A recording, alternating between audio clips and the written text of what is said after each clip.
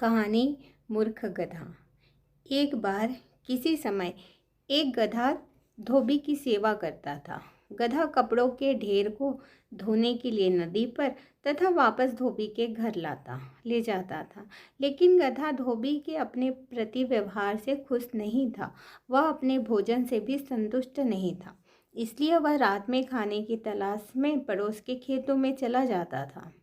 एक रात खेतों में उसे एक सियार मिला जो उसका अच्छा दोस्त बन गया। अब दोनों एक साथ खाने की तलाश करते थे और एक साथ ही खाते थे। रोज की भांति एक रात गधा पड़ोस के खेत में पहुंचा और सियार से मिला। दोनों खाने की तलाश में कुछ देर घूमते रहे। फिर कुछ समय उपरांत गधे को खीरे का खेत मिला। उसने सियार को बुलाया और दोनों ने शानदार भोजन का स्वाद लिया। वह तब तक खाते ही रहे जब तक उनका पेट बहुत ज़्यादा नहीं भर गया। भोजन के बाद जब गधा और सियार आराम कर रहे थे तब गधा बोला, आज मैं बहुत प्रसन्न हूँ। मैंने काफ़ी समय बाद अच्छा भोजन किया है। मेरा गाना गाने को मन कर रहा है।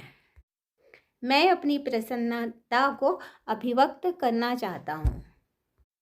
सियार ने तुरंत ही गधे को गाने से रोका। वह बोला, गाना मत गाओ, खेतों पर पहरेदार हैं। वह तुम्हारा गाना सुनकर जाग जाएंगे और हम खतरे में पड़ जाएंगे। सियार की चेतावनी के बाद भी गधा अपने गाने की जिद पर अड़ा रहा। गधा बोला, कुछ नहीं होगा, गाने से प्रसन्नता की अभिव्यक्ति होती है।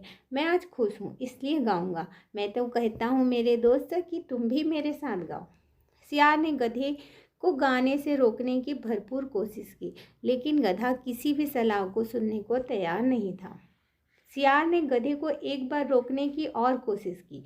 देखो, यदि तुम गाना गाओगे तो हम पकड़े जाएंगे और बहुत मार पड़ेगी। हम दोबारा यहाँ आने योग्य नहीं बचेंगे। तब हमें इतना शानदार भोजन कहाँ मिलेगा? और इसके ऊपर तुम्हारी आवाज़ भी इतनी अच्छी नहीं है मित्र। सियार ने इस उम्मीद से समझाया कि शायद अब गधा मान जाए, लेकिन गधा नहीं माना। कुछ समय और प्रयास करने के बाद सियार बोला, ठीक है, मैं तुम्हारी चार दीवारी के बाहर प्रतीक्षा करूंगा, जल्दी आना। यह कहकर सियार चार दीवारी के बाहर कूद गया और छिपकर बैठ गया। सियार असहाय होकर गधे की ओर देखने लगा, जो अपने बुरे वक्त को बुलाने की तैयारी कर रहा था। अचानक गधे ने रेंकना आरंभ कर दिया। गधे की तेज और खुरदरी आवाज़ सुनकर खेतों के पहरेदार जाग गए और अपनी लाठियां लेकर गधे की ओर दौड़ पड़े।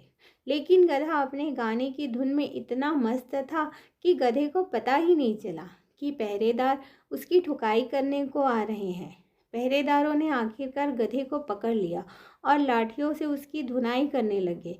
गधा किसी भांति वहां से जान बचाकर भागा। फिर भी वह थोड़ा घायल हो चुका था।